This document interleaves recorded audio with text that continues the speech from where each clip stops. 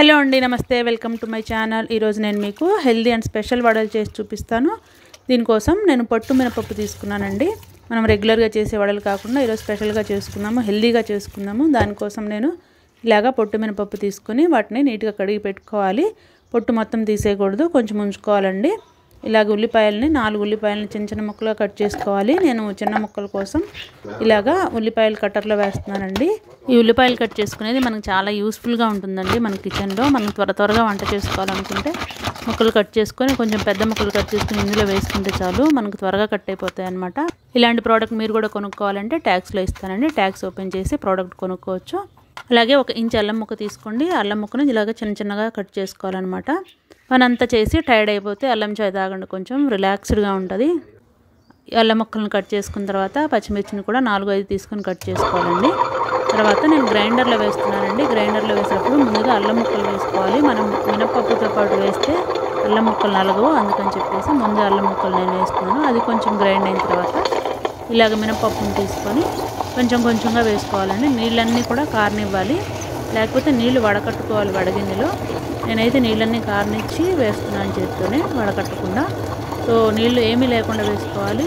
ఇలాగా గట్టిగా వస్తున్నప్పుడు సో ముందే మనం కొంచెం ఉప్పు కూడా వేసుకోవాలండి. మనం ఉప్పు వేసిన తర్వాత కూడా ఇది కొంచెం లూజ్గా అవుతుందన్నమాట పిండి. సో ఇవన్నీ చూసుకొని మనం గ్రైండర్లో వేసుకోవాలి. మనం వడపిండి వేసుకునేటప్పుడు ఇలాగ మధ్యలో కొంచెం కలుపుతూ ఉండండి. అప్పుడు ఈవెన్గా మనకి పిండి అనేది గ్రైండ్ అవుతుంది. సో ఇలాగ కొంచెం బాగా మెదిగిన తర్వాత దీన్ని తీసుకొని ఒక గిన్నెలో వేసుకోండి. మరీ బాగా మెదగాల్సిన అవసరం లేదు, కొంచెం పలుకుగా ఉన్నా కూడా మనకు వడలకు బాగుంటుంది. సో దీన్ని అంతటిని తీసుకొని ఒక గిన్నెలో వేసుకోండి. తర్వాత ఇది తోటకూర అండి. తోటకూర ఎక్కువ కాడలు లేకుండా ముందు బాగా ఉంటుంది కదా, సో దాన్ని తీసుకొని బాగా కట్ చేసుకొని పెట్టుకోవాలి. తర్వాత మనం కట్ చేసుకున్న ఆనియన్స్, పచ్చిమిర్చి, అలాగే కట్ చేసుకున్న కొత్తిమీర కూడా వేసుకోవాలి. తర్వాత తోటకూర కూడా దీనిలో వేసుకోవాలండి. మనం చిన్నగా కట్ చేసుకోవాలి తోటకూరని.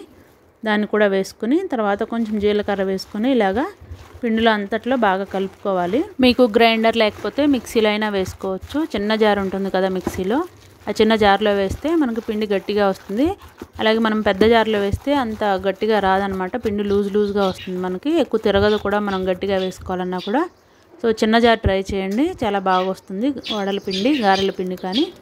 సో ఇలాగ పిండి తీసుకొని ఇలాగ రౌండ్గా బాల్ లాగా చేసుకోవాలండి. తర్వాత మధ్యలో హోల్ చేసుకొని ఇలాగ బండిలో వేసుకోవాలి.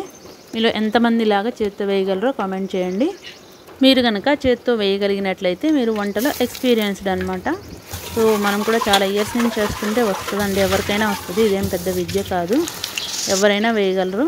సో కొత్తగా నేర్చుకునే వాళ్ళకైతే కొంచెం భయం, కష్టం అనిపిస్తుందేమో, కానీ ఆల్రెడీ ఇంట్లో వంటలు చేసుకునే వాళ్ళకి ఇది చాలా ఈజీ అనిపిస్తుంది. సో ఇలాగా మనం మీడియం ఫ్లేమ్లో పెట్టుకొని మంటని కాల్చుకోవాలి. సో మీలో ఎవరు ఇలాగ తీస్తారు అట్ల కాడుతో? మా ఇంట్లో అయితే మా చిన్నప్పుడు మా అమ్మ ఇలాగే తీసేదండి. చిన్నప్పుడే కాదండి, ఇప్పుడు కూడా ఇలానే తీస్తారు మా ఇంట్లోనే కాదండి, మా ఊరు సైడ్ అంతా ఇలానే తీస్తారు. సో మీలో ఎవరికైతే ఇలా తీస్తారో కామెంట్ చేయండి. సో నా రెసిపీ నచ్చితే లైక్ చేయండి.